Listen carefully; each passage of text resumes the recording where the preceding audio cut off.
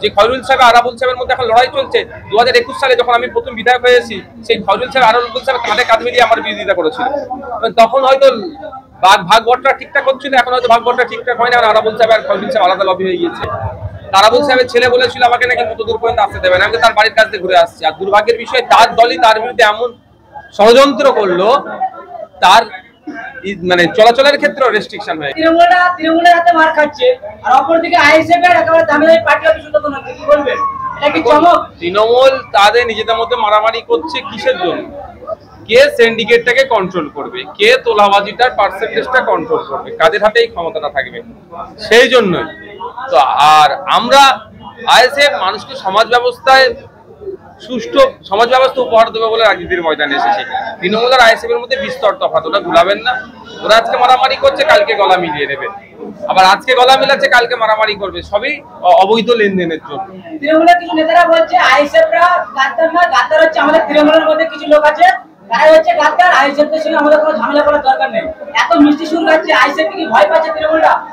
ISF এর local নেতার কথা ছেড়ে দেন, আইএসএফ এর ব্লকের নেতার কথা ছেড়ে দিন, আইএসএফ এর রাজ্য নেতৃত্বের কথা ছেড়ে দিন। তৃণমূলের প্রসঙ্গ যদি আসেন, তৃণমূলের সর্বোচ্চ যারা আছেন তারা আইএসএফ কে প্রথম থেকেই তো ভয় করছেন। আইএসএফ যে সমাজ ব্যবস্থা পরিবর্তনের কথা বলেছে না, এখানে তারা ভয় পেয়ে গেছেন, কারণ তারা সমাজকে কুলুষিত করার চেষ্টা করছে, আর আমরা সমাজকে কুলস মুক্ত করার চেষ্টা করছি। সুতরাং সমাজকে দুর্নীতি মুক্ত করার চেষ্টা করছি। আইএসএফ কে স্বাভাবিকভাবে ভয় পাচ্ছে, তো আইএসএফ কে ছেড়ে দেয় এক করতে কবে আইএসএফ কে ধরে রেখেছিল ওরা, আর কবে আইএসএফ কে ছাড়ছে, সেই নিয়ে আমরা কিছু ভাবি না। সকাল মোল্লা বলছে ভাঙর থেকে আমাকে দায়িত্ব তুলে নেওয়া হয়, আমি ভাঙর থেকে যাবো না কোনো নেতা নেত্রীর কথা শুনে। তাহলে কি ভাঙরে কি মধু আছে? সকাল মোল্লা ভাঙর থেকে যেতে চাইছে না। ওয়েটল্যান্ড আছে, বিভিন্ন চাষযোগ্য জমিকে ধ্বংস করে দিচ্ছে, দিয়ে প্রমোটিং করছে, অবৈধ লেনদেন আছে, লেদার কমপ্লেক্সের একটা অংশ আছে, অবৈধ লেনদেন নিশ্চিত হয়ে আছে। দেখো এইসব এগুলো সে 2021 সাল থেকে একই কোশ্চেন হয়ে আসছে। এই গোষ্ঠীদ্বন্দ্বে আমার লাভ নেই, লস নেই, তবে আমি বিধায়ক হিসাবে আমার লস, আমার খারাপ লাগছে, ভাঙড়ের মানুষ আক্রান্ত হচ্ছে। পার্টি দিক থেকে যদি বলেন আমার লাভ নেই, লস নেই, এদের নিয়ে আমরা মাথা ঘামাই না, কারণ আজকে এরা ঝগড়া করছে, কালকে আবার কি হবে, এরা যদি আবার পার্সেন্টেজ নিজেদের মধ্যে অ্যাডজাস্ট করে নিতে পারে, আবার গলায় মিলে যাবে। তো এদের নিয়ে মেক করার জন্য ভাবি না। যে খয়রুল সাহেব আরাবুল সাহেবের মধ্যে এখন লড়াই চলছে, 2021 সালে যখন আমি প্রথম বিধায়ক হয়েছি, সেই খয়রুল সাহেব আরাবুল সাহেব কাঁধে কাঁধ মিলিয়ে আমার বিরোধিতা করেছিল। তখন হয়তো ভাগ বটরা ঠিকঠাক হচ্ছিল, এখন হয়তো ভাগ বটরা ঠিকঠাক হয় না। আরাবুল সাহেব আর খয়রুল সাহেব আলাদা লবি হয়ে গিয়েছে। যে আরাবুল ইসলাম বলেছিল নওশাদ সাহেবকে 6 লাইন পার হতে দেবে না, সেই আরাবুল সাহেব একবার নিজের এলাকার বুথ লেভেল থেকে ভারতে গেলে ভয়ের আশঙ্কা, কি বলবেন? সেটাই বারবার বলছি, ক্ষমতা দম্ভ দেখানো উচিত নয়, ক্ষমতার অপব্যবহার করা উচিত নয়। আজকে যে ওপরে আছে সে কালকে নিচে থাকতেই পারে, তার জ্বলন্ত উদাহরণ আরাবুল সাহেব।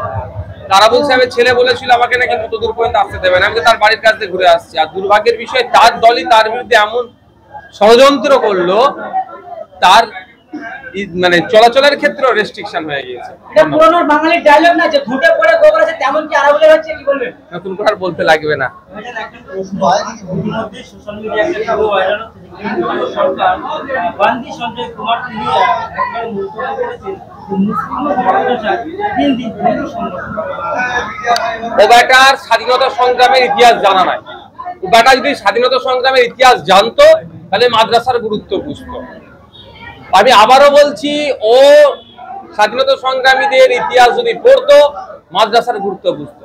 1901-2 থেকে শুরু করে যে স্বাধীনতা সংগ্রাম চলেছিল, তার আগে থেকে বলছি, রেশমি রুমালের ইতিহাস ও বেটা জানে না। ওকে বলবো না, কে বলবে একবার পড়তে রেশমি রুমালের ইতিহাসটা কি। সেই রেশমি রুমালের যে ইতিহাসের ক্ষেত্রে মাদ্রাসার ছাত্রদের অবদান কি ছিল, মুফতি সাহেবদের অবদান কি ছিল, আলেম উলামাদের অবদান কি ছিল, দিল্লির গেট, লালকেল্লা থেকে দিল্লির গেট পর্যন্ত প্রায় সেখানে লাখো লাখো আলেম উলামাদেরকে শহীদ করে দিয়েছিল। তারা কোথা থেকে এসেছিল?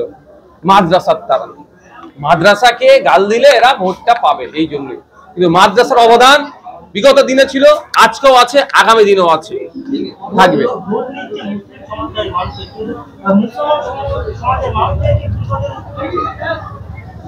ভাই, ভোট ব্যাংক যতদিন হয়ে থাকবে মুসলিম মানুষরা, ততদিন এই ধরনের মিসইউজ হবে। যতদিন নিজের পায়ে